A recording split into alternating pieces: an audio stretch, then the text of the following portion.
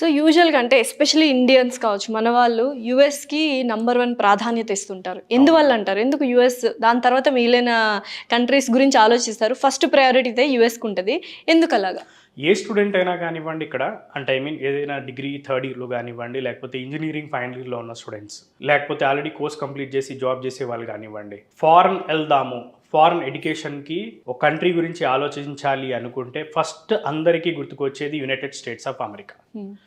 దానికి గల రీజన్స్ ఏంటి అంటే యూఎస్లో ఎడ్యుకేషన్ విషయానికి వస్తే పర్టికులర్గా top universities, quality of education ఉండడం ఆ యూనివర్సిటీస్లో, ఓకే. దాంతో పాటుగా మెయిన్లీ జాబ్ ఆపర్చునిటీస్ ఎక్కువ ఉండడం. యూఎస్ అంటేనే అందరికీ తెలిసిన విషయమే ఈజ్ ల్యాండ్ ఆఫ్ ఆపర్చునిటీస్.